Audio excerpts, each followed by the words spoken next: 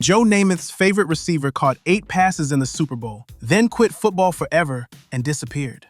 George Sauer Jr. was 25 years old, in the prime of his career, coming off one of the greatest postseason performances in football history. And he just walked away. No injury, no scandal. He simply decided that professional football was destroying something inside him, and he never came back. And Sauer's vanishing act is just one of a dozen stories from that legendary locker room. Because what happened to your 1969 New York Jets after the guarantee might be more shocking than the guarantee itself. January 12th, 1969, Miami. The Jets are roughly 18-point underdogs. The Baltimore Colts are favored by nearly 3 touchdowns. And some cocky kid from Beaver Falls, Pennsylvania, stands up at a dinner 3 days before kickoff and says the Jets are going to win. And then they did, 16-7. The whole football world turned upside down. You watched that game. Maybe you were 16 years old in your parents' living room in Queens. Maybe your old man said the Jets were nuts. Maybe you bet your buddy $1 and collected. But here's the thing nobody talks about. The game ended, the confetti fell, and then life happened to every single man in that locker room. Some got rich, some got forgotten, some got sick, and one walked out of the NFL at 25 years old and never looked back. This is what happened to the 1969 New York Jets. Winston Hill never made the back page of the Daily News. That's the point. Nobody knows what a great offensive lineman looks like. None of us do. Because when they're doing their job perfectly, nobody talks about them. Winston Hill did his job perfectly for 15 years. Hill was the left tackle, Namath's blindside. 6'4", 280 pounds of East Texas granite. 8 times he made the AFL or AFC All-Star team. 8 times. And most people couldn't pick him out of a police lineup. Hill's entire career was built on one job: keep Namath standing. Every single Sunday, every single blitz, every single broken play where Broadway Joe had to scramble and buy time. Winston Hill was the reason Namath had knees long enough to make that guarantee. When the game was over for good, Hill went back to Texas, quiet, private, worked in business. The Jets eventually put him in their ring of honor at MetLife Stadium, which was long overdue and everyone knew it. But here's where this story breaks your heart. In 2020, the Pro Football Hall of Fame finally selected Winston Hill, posthumously, because Winston Hill had died 4 years earlier, on April 26, 2016, at age 74. His family walked across that stage in Canton to accept the honor. The man who protected everyone else couldn't get protected from time. His Hall of Fame call came 4 years too late. And if that doesn't make you feel something, I don't know what will. Hill gave everything to protect one man. So let's talk about that man.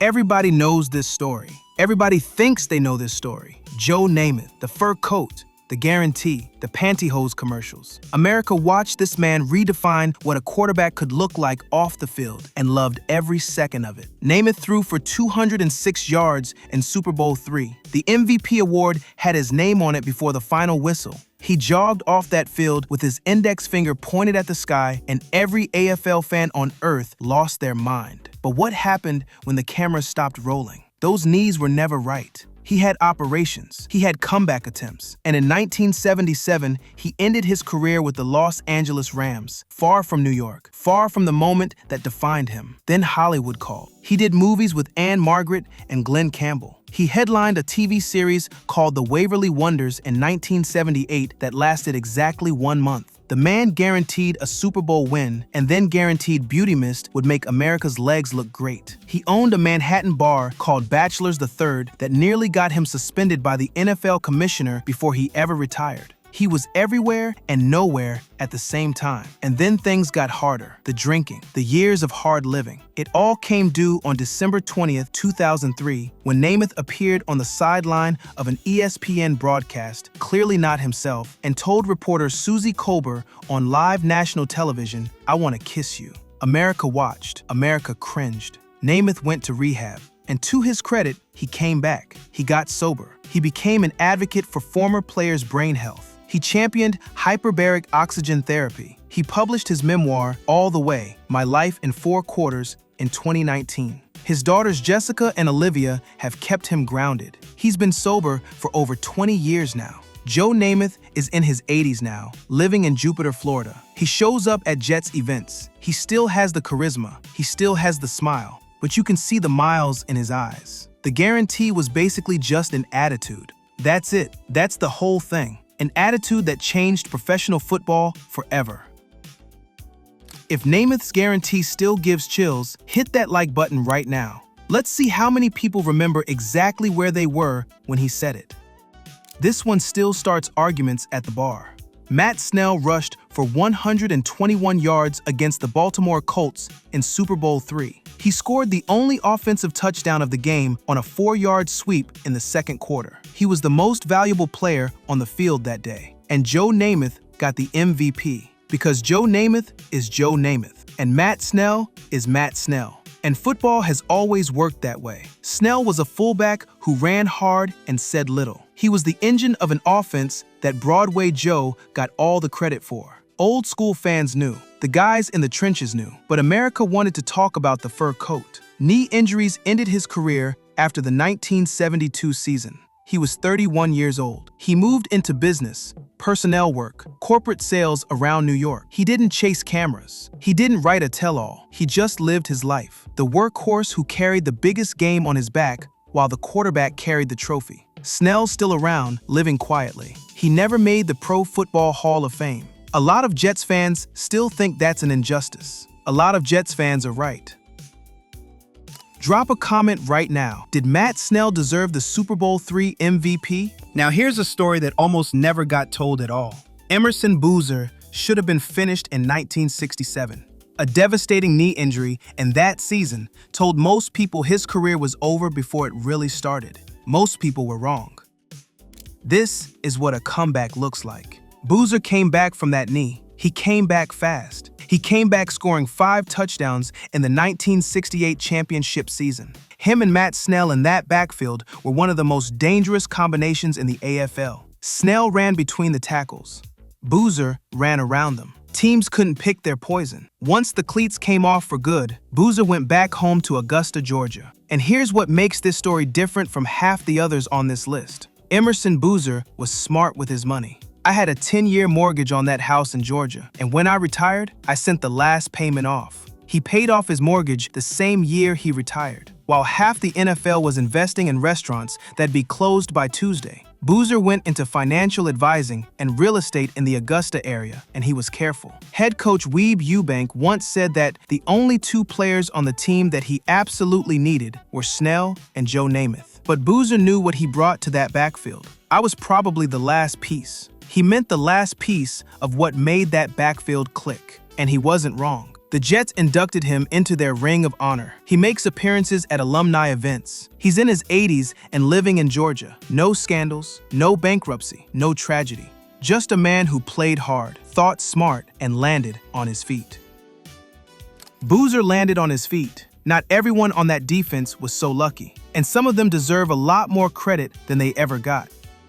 Most people don't know Al Atkinson's name, and that's exactly how middle linebackers from the 1960s end up, forgotten by everyone except the quarterbacks they terrorized. Atkinson was the defensive signal caller, the man in the middle of a defense that held the mighty Baltimore Colts to 7 points in Super Bowl III. He made 3 tackles in that game, part of a defense that kept Baltimore's offense from ever finding its rhythm. 7 points. From a team that had gone 13-1 and outscored opponents by an average of 2 touchdowns a game. He wasn't even supposed to be a Jet. Buffalo drafted him out of Villanova in 1965, tried to convert the college tackle into a linebacker in 3 weeks of training camp, and cut him. The Jets claimed him off waivers. He drove from Buffalo to New York with teammate Ray Abrazizi less than a week before the season opener, and he never left. 10 seasons, 21 career interceptions, remarkable for a middle linebacker. 2 AFL All-Star selections, and a defensive coach in Walt Michaels who turned a raw college lineman into one of the smartest players in the AFL.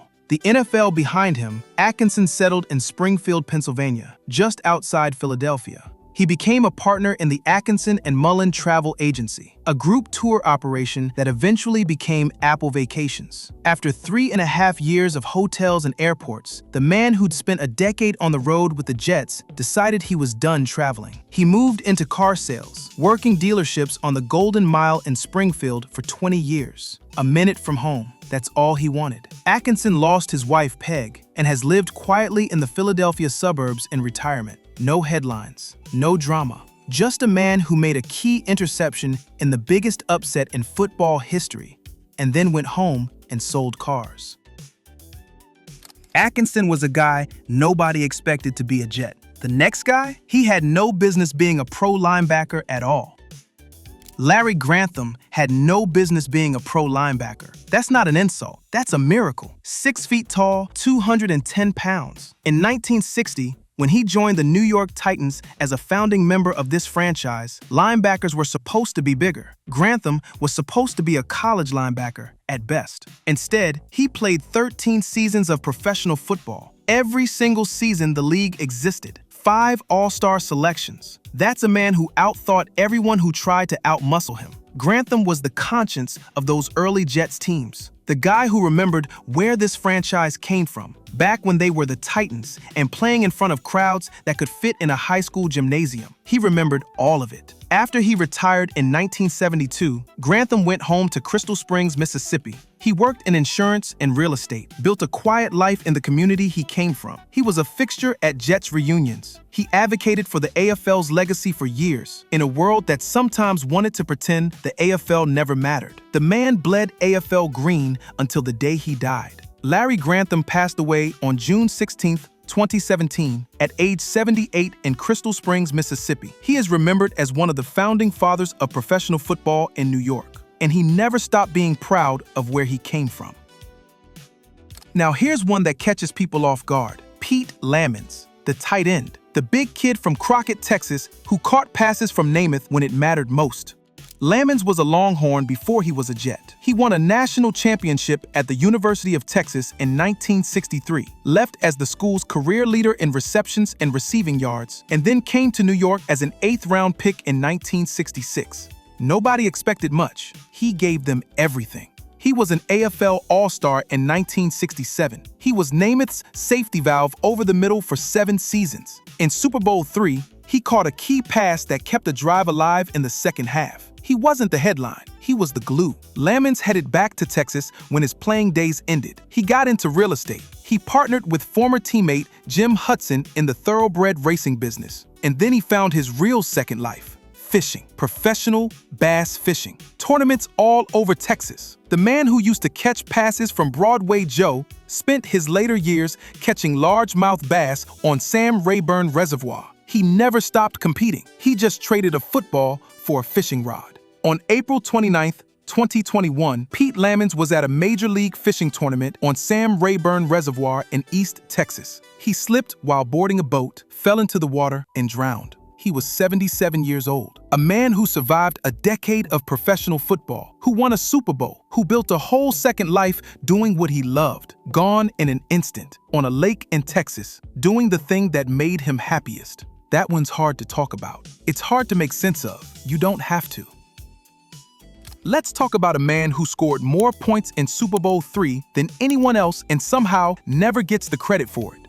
Jim Turner, the kicker. 3 field goals against the Baltimore Colts. 10 of the Jets' 16 points came off Turner's right foot. Without those 3 field goals, this is a different game. This might be a different history. Turner led the entire AFL in scoring in 1968 with 145 points. He was not an afterthought. He was a weapon. 3 field goals in the Super Bowl, and Namath got the guarantee while Turner got the points. The fun part about Turner's story? His Jets career ended, but his football life did not. He played for the Denver Broncos from 1971 all the way through 1979. 8 more years with a different franchise. He went to another Super Bowl with Denver in Super Bowl XII. He moved into coaching after that and worked as a kicking consultant in the Denver area, where the Broncos honored him with a spot in their Ring of Fame. Most guys from that team only got one moment at the top. Turner got to stretch it out, and he did it the right way. Jim Turner passed away on June 10,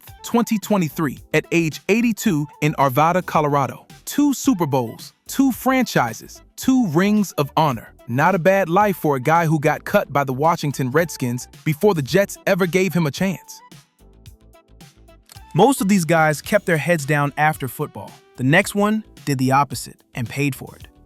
Johnny Sample's name lives because of Super Bowl III. He had 1 interception that afternoon. He was the veteran presence in that defensive backfield, a man who had already won a championship with the Colts back in 1958, who had been cut, traded, doubted, and came back every single time. He knew how to win big games because he had won big games. But Johnny Sample carried something heavier than a Super Bowl ring. He retired after the 1968 season, and 2 years later, he published a book called Confessions of a Dirty Ball Player. This was not a feel-good memoir. Sample told the truth about racism in the NFL, about dirty play, about front office corruption, about what it was actually like to be a black player in professional football in the 1960s. He named names. He burned bridges. He didn't care. The NFL establishment did not love this book. The football world that had celebrated him one year was suddenly very cold. Sample paid a price for telling the truth. He spent his post-playing years working in community outreach and youth programs in Philadelphia.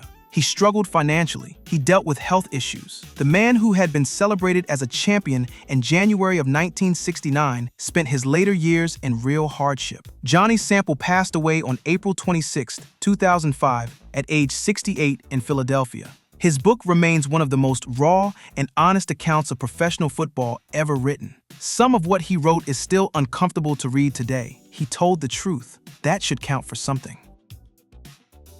Here's one that goes all the way back to the beginning. Don Maynard was there before Namath. That matters. Before Broadway Joe arrived, before the guarantee, before the fur coats, there was a lanky kid from El Paso, Texas, in white shoes making catches for the New York Titans in 1960. Maynard was there on day 1. By the time the Jets reached Super Bowl III, Maynard was the AFL's all-time leading receiver. He had seen this franchise through every ugly year, every half-empty stadium, every moment when the whole AFL experiment looked like it might collapse. And then came the 1968 AFL Championship game against the Oakland Raiders. Maynard caught 6 passes for 2 touchdowns and 118 yards. 118 yards! That performance is what got the Jets to the Super Bowl. Not the guarantee, the game in New York against Oakland. And Maynard was the reason the Jets won it. He went home to El Paso when it was over. He worked in real estate. He did motivational speaking. He lived modestly and quietly in his community. The Giants had cut him back in 1958, before the AFL even existed. He didn't need Broadway. He had the end zone. And he proved every doubter wrong for the next 15 years. In 1987, Don Maynard became the first Jet ever inducted into the Pro Football Hall of Fame. The first one. The original Titan. The man who was there before anyone else. Don Maynard passed away on January 10, 2022, at age 86 in El Paso, Texas. He was the last surviving member of the original 1960 Titans roster. When he died, the last living link to the very beginning of this franchise was gone. Drop a comment. Tell us a Don Maynard memory, watching him play live, a father's story passed down. We want to hear it. Sample proved the AFL had a conscience. The next guy proved it had teeth. Jerry Philbin was not a polite football player. Anyone could figure that out in the first 5 seconds of watching him. The defensive end from Pawtucket, Rhode Island, played with a ferocity that made offensive linemen nervous before the snap. He was a 2-time AFL All-Star. He was the engine of a pass rush that made Earl Morrall and Johnny Unitas miserable for 60 minutes in Super Bowl III. Philbin wasn't playing for headlines. He was playing to prove that the AFL belonged every single week. That whole defense carried the same chip on its shoulder. They weren't just beating Baltimore that afternoon. They were beating everybody who had ever called the AFL a joke, a minor league, a sideshow. And they proved it on the biggest stage in football. Philbin couldn't let go. He played one more season with the Philadelphia Eagles in 1973 and even suited up for the New York Stars of the World Football League in 1974. The man could not stop playing. When he finally hung it up for good, he moved to South Florida. He dealt with the physical toll that 1960s football puts on a body. Bad knees, chronic pain, the kind of hurt that never fully goes away after a decade of playing that way. The Jets inducted him into their Ring of Honor. He was named to the all-time All-AFL team. He represented that defense with pride every single time he was asked. Jerry Philbin passed away on June 25, 2025, at age 83 in Palm Beach Gardens, Florida, after a battle with dementia. The disease that has taken so many men from that era of football took one more. Another reminder of what the game cost the men who played it. Tell us in the comments, who was the best player on that defense? Grantham? Philbin? Atkinson? Sample? Let's hear it. And now we come back to where we started.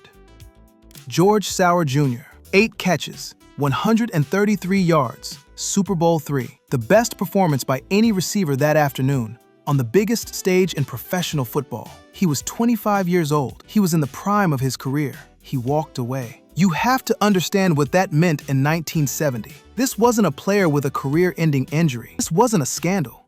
This wasn't a contract dispute. George Sauer looked at professional football and decided it was destroying something inside him. He said the sport treated players like commodities, like pieces of a machine, not human beings, and he left. In a 1971 interview, Sauer explained why.